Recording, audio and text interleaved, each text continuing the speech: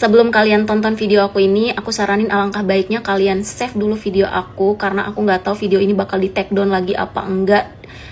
Aku juga nggak tahu ini ulah dari tim buzzernya si Ono atau enggak dari tim-tim komplotan dia itu.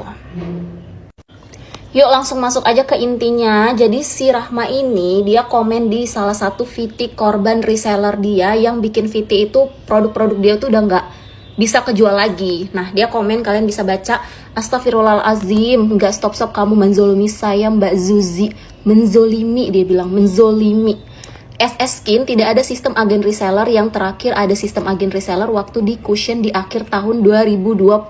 Kalian lihat ya, di akhir tahun 2022 sudah putus kontrak dan barang kita tarik dari distributor, semua uang kita kembalikan. Itu kamu beli sukarela, sedangkan kami di pusat hanya menjual retail. Kamu tahu jelas itu, kami hanya menjual retail dari pusat. Belum puas kah mbak? Kamu beli sendiri, giliran kamu nggak bisa jual, kamu salahkan pemilik brand. Sorry kalian, ya ini udah ready, nanti kalian tunggu hasil kapan lagi ya. Ataupun kalian mau order di seller-seller kita, di kemitraan kita, boleh banget. Dah. Nah kalian netizen-netizen TikTok ini udah pada pintar semua, udah pada cerdas semua kan ya guys ya. Kalian bisa lihat sendiri di sini mana yang nipu, mana yang menzolimi, dan mana yang dizolimi itu ya. Si Rahma ini dia merasa paling terzolimi, padahal di sini yang sebenarnya yang harus dizolim, yang merasa terzolimi itu kan korban-korban kayak kita ini kan ya.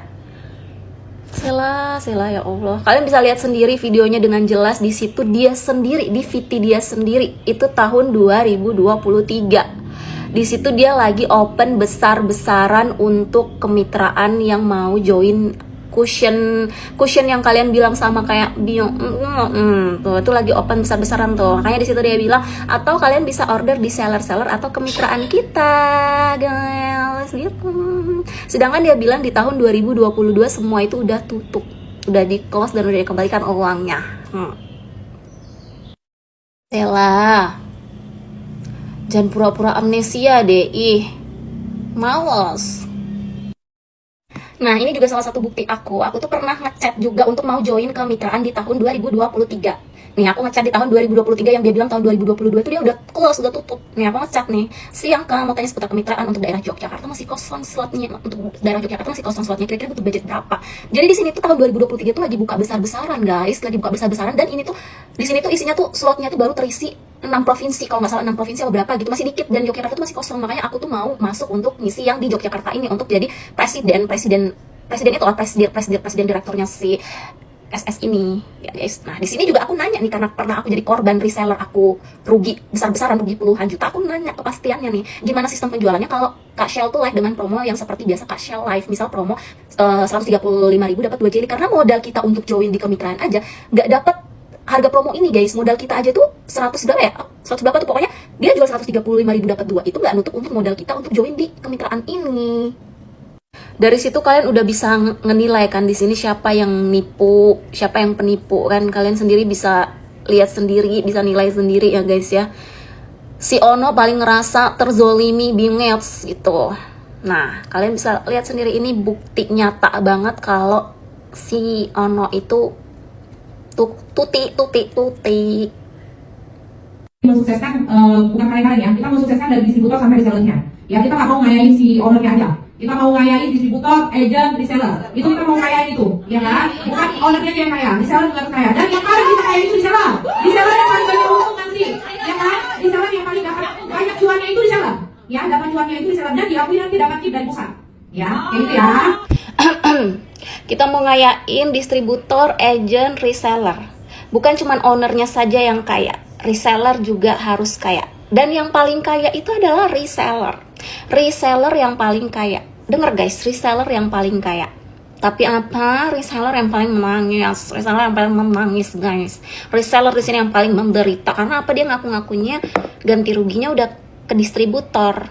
Sedangkan distributor nggak ganti rugi ke kita. Itu juga aku nggak tahu benar apa enggak dia ganti ke distributor. Apa aku harus ngamukin juga distributor aku? Apa perlu aku ngamukin distributor aku? Kenapa dia nggak ganti rugi di aku juga reseller dia? Tolong kasih bukti ya Sela ya, tolong kasih bukti di mana kamu udah ganti rugi ke distributor. Tolong dong ditunjukin bukti-buktinya udah ganti rugi apa belum. Kalau udah ganti rugi mau aku amukin itu distributor aku kemarin yang aku join sebagai reseller cushion Camille. Bukti aku jadi reseller resmi keren. Nah aku juga bingung, banyak banget yang masih belum paham kenapa reseller nih pada keluar-keluar, pada speak up semua dengan perkara barangnya nggak bisa kejual doang. Jadi di sini masalah intinya kenapa reseller itu pada keluar-keluar dan pada speak up semua, karena di sini Sela sendiri menjanjikan mau ngayain reseller, distributor dan agent. Gimana caranya kita bisa kaya? Kita udah join mahal loh, kita udah join puluhan juta loh. Untuk jadi reseller aja tuh modalnya puluhan juta, Zai. Terus dia ngakunya itu kalau owner ini, dia ngakunya tuh kalau si pusat dia ini pusat nih, dia nggak bakal jualan ecer, say. Dia tuh nggak jualan ecer, makanya nanti harusnya itu customer dia kalau mau beli ecer belinya tuh ke reseller itu ngambilnya ke distributor atau agent. Jadi dia ini nggak open ecer. Nah sedangkan kenyataannya yang terjadi adalah si Sela sendiri nge-live banting-banting harga secara terus-menerus, dan harga yang dia kasih dia kasih di live-nya itu udah harga di bawah harga modal kita reseller ini. Terus caranya kita mau ngejual produknya itu gimana kalau modal kita aja tuh nggak nyampe untuk dapat harga yang dia kasih di live ini secara terus-menerus. Sampai sekarang dia masih nge-live banting-banting harga. Tuh produk-produk reseller, produk-produk distributor atau kemitraan tuh nggak pada bisa kejual, orang nggak pada mau beli, mending beli di dia lah, harganya murah. Nah, ini adalah SOP yang dia kasih di saat kita join kemitraan. Cuman kemarin aku belum jadi join, aku baru nanya-nanya doang. Tapi yang udah join gimana tuh nasibnya? Menangis, saya menangis. Nih, kalian bisa baca sendiri. Owner dan pihak dari Sela Saukia Skin tidak akan memberikan harga jual saat live di bawah harga yang diberikan kepada presiden direktur. Ya kan, jelas kan? Tapi kenyataannya apa? Kenyataannya dia sendiri banting-banting harga. Gimana nggak pada ngamuk itu si reseller atau mitra-mitra dia? Sela tobat, istighfar yang banyak, astagfirullahaladzim. Kenapa kelakuan aku kayak gini? Apa susahnya kamu tuh minta maaf, ngakuin kesalahan, perbaiki diri, introspeksi diri. Introspeksi diri. Udah salah, bikin pengakuan yang makin menyalahkan diri sendiri. Ya Allah. Kasian loh itu mitra-mitra kamu yang udah pada join. Sebenarnya aku juga kasihan karena dulu aku rugi juga puluhan juta saya join reseller. Mitra itu join ratusan juta, beb. Ratusan juta untuk jadi mitra itu, dan kemarin itu mitra dia keisi semua provinsi, keisi, say. Kita mau kayain reseller, agent, distributor. Kayak mana kayaknya kalau kelakuannya kayak gini? Dia live banting-banting harga. Tuh barang orang gak bisa kejual, say. Sampai expire. Terus dia bilang menzolimi. Kamu tuh menzolimi saya. Yang di sini yang dizolimi itu kita loh, Sela.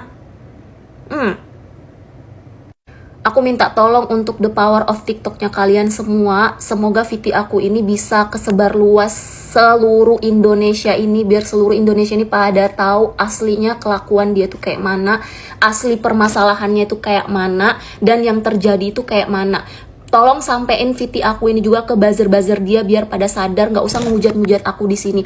Mereka orang-orang pada bilang kenapa nggak dari dulu speak up, kenapa nggak dari dulu lapor polisi. Emang kalian pikir lapor polisi segampang itu? Diladenin kasusnya, posisinya kita ini cuman di bawahnya dia. Susah, say. Aku cuman butuh the power of TikTok gitu kan. Makanya baru sekarang aku berani speak up, karena kalaupun dulu aku speak up aku yang dihujat habis-habisan. Orang sekarang aja aku speak up aku juga masih dihujat, apalagi dulu aku nggak ada backingan, nggak ada yang bisa ngebela aku kan, guys. Jadi kalian tolonglah lebih pintar dan lebih bijak lagi, buka otak kalian, buka mata kalian, tuh lihat mana sebenarnya yang penipu di sini. Sela, tanggung jawab tuh Sela, ganti rugi.